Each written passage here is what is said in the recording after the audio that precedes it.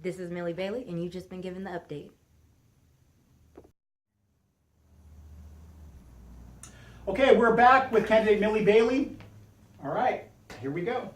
Now, the question that I and a lot of people want to know is, did you take any money from Highland Fairview? I did not take any money from Highland Fairview, although I did ask for a contribution for him to help, which he promised.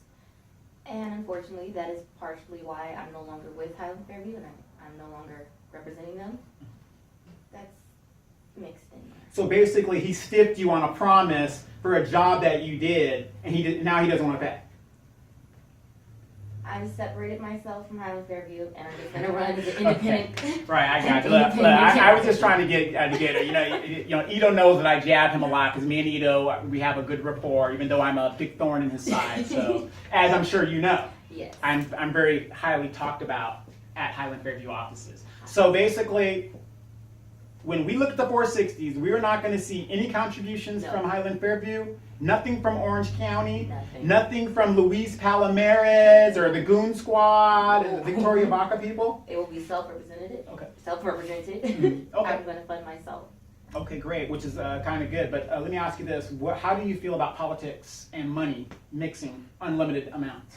I definitely disagree with that because with this city, they're so influenced by whoever gives them money, and they expect them to do whatever they have to do, and that's not right. If you give someone something, you should expect something in return. Because if you give something to my campaign, I'm not going to do exactly what you want me to do, because that's not right. Okay. I think for the people. Okay, let me ask you this now. Just like Gaiba had said, I had no idea I was given $250,000. I had no idea, Gutierrez. $180,000. I didn't know anything about it. Whatever, right? Now, there's nothing stopping Ito from making a pack for you and putting it out there. If that does happen, what do you say about that? I will definitely write it back off. I will not accept any money from Highland Fairview or any of the entities associated with them. Okay, now the reason why you won't accept anything with Highland Fairview, is it because of the fact that you're separated from them and... It's a conflict of interest. Conflict of I was told it's a conflict of interest, and I am not going to go near that. Okay, well, you heard it here. She said that she isn't going to take any money from Highland Fairview, and we're going to hold her to that. Let me ask you this, just in general. There's a thing that, let's talk about something a little bit more lighter, because now that we got the Highland Fairview stuff out of the way, let's talk about some of the things that we do have in common. You have a interest in animals, so Yes. let's talk about it. I have a lot of animals. We even have an iguana. We love animals, my parents and my family. I have two amazing children. One is a cat named Moo and a beautiful puppy named Roxy. And I love these animals, so that's why I want to take care of our shelter, because it's a kill shelter. And we love our animals, so we don't want to see any animals die. Right. And there's definitely a way we can turn this into a no-kill shelter, especially if we work together. Right. Because it's possible. We've been told it's not, but it is possible to not kill any of the animals. Right. That's exactly right. That's one of the things that we worked on together. With something we had in common. There's a lot of animal lovers out there throughout the city. I mean, in Moreno Valley, there's animals everywhere, because you see on all these websites, all these people missing their dogs. Yes. The dog got out, or Mimi the cat somewhere else. And we all know Felipe is the official cat of Edgemont. So, and he's around here somewhere doing something. But, so the animal shelter is a big thing. Yes, I love my animals. Let me ask you about this, and this is really important to the citizens, because every time I talk to people, especially from your district and in the southern part of the city, crime is a big issue. What is your take as a candidate, or even just as a citizen, on crime? As a resident, I'm definitely affected by it. I'm a victim of identity theft. They robbed the mailboxes, put a lot of stuff on my credit. That's going on, yeah. Yes, it's getting to an epidemic. So we need to get together and stop this. We have to implement my BOLO project. It's the Be on the Lookout. What's it called again? BOLO, Be on the Lookout. Be on the lookout. It's where all the residents are getting involved now. Okay. Not just the city staff and police. We need the residents to start helping, because we're on a limited police budget, and we're limited. So we need to help them help us. So with this BOLO initiative, it really does help the residents stop the crime rate. Stop the crime rate. Okay. when speaking of crime, now you know our public safety budget. Our fire department is one of the busiest fire departments in the county. Yes. And it is projected that our police budget will be bankrupt in 2.5, 3 years. I guess it's 2.5 now, because time has happened. And our utility tax, Yes. they're saying that we got to have that utility tax because originally it was for the public safety budget. But of course, they take that money, it goes into the general fund, and next you know, we are being faced with partnering with other cities to think about starting a police force. What is your take on our police force? My take on our police force is, at this time, we can't afford our own police department. We have to stick with Riverside because we don't have the funds to do it.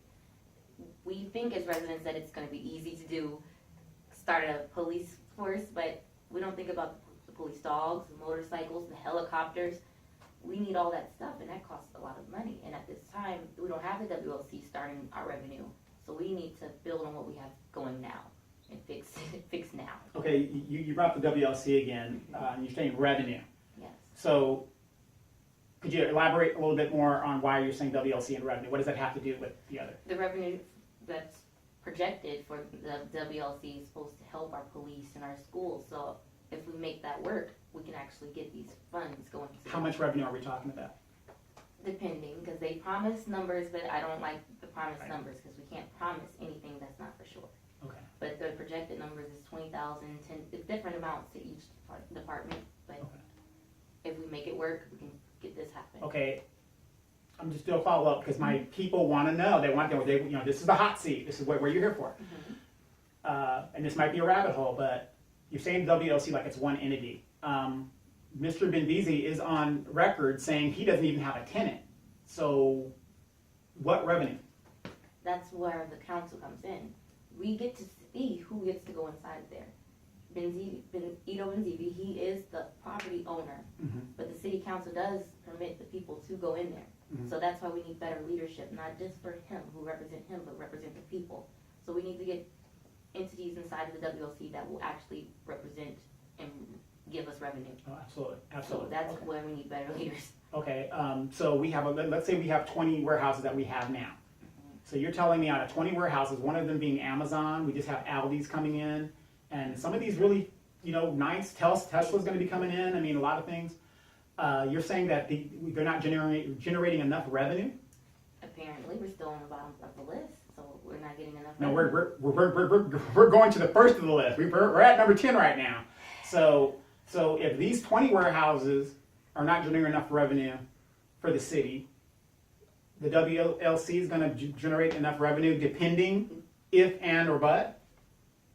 Since I'm not in council right now, I can't answer certain questions, Right. but as a resident, and as I did my research, it's supposed to be multiple companies going inside the WLC, so that's supposed to generate revenue with all those going into the WLC. Okay. I was told that there were gonna be mom and pop shops inside on a certain section. If I am elected, I'm going to make sure that these promises do get completed. Okay. So a mom and pop shop is going to be in a zone that is for logistics. They're going to put a mom and pop shop up That's in what there. it was said. And that's what he said about Skechers too. Are you aware of that? You know, I was not aware of Yeah, that. that's the zone 2 and the zone 3 of that. Hmm. But let me ask you this, to be real quick, because that is your district, and that's something that we got to think about as citizens. You're talking about new leadership. Can I ask you, and just you don't have to answer, what is your opinion on leadership in the city? My opinion on leadership is we need ones that represent the actual people and not just themselves. We need leaders that see everything and not just, they're not blinded. And right now we have leaders that are blinded by certain entities, and we need better leadership. You wouldn't happen to want to name some of those leaders, would you? At this time, All right, gotcha. That was a good one. I'm going to ask you this, and this is a big issue that's coming up, and this all ties into Highland Fairview. I know I keep badgering you on the Highland Fairview thing, but that's what people know you, because you were representing Highland Fairview. Highland Fairview says that these warehouses are going to bring $15, $20. What is your take on the national minimum wage and them trying to bring $15 an hour and I'm going to ask the Pedans this too, and all the other candidates. What is your take on the $15 an hour minimum wage? I love the idea. The idea of making more money is great. Mhm. But when you raise the minimum, everything else is going to increase. So you're raising the minimum wage to $15.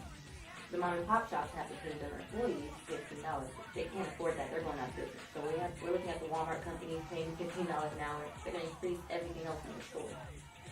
We can't keep increasing because we're going to go paper. We're going to just fall apart. We need to actually have a real realistic plan. Okay. $15 an hour is a great idea, but you can't do anything with that without increasing everything else. Okay, that's the basic economics 101. I have a really big question, and it's something that I agree with you. The WLC's been approved. My council person affirmed it and agreed with the elements of it. That's a fact. We're going to have the WLC 14,000 additional trucks here in Moreno Valley. With that conglomerate of trucks, that's a lot of pollution. Now, I don't know what you've been told at Highland Fairview.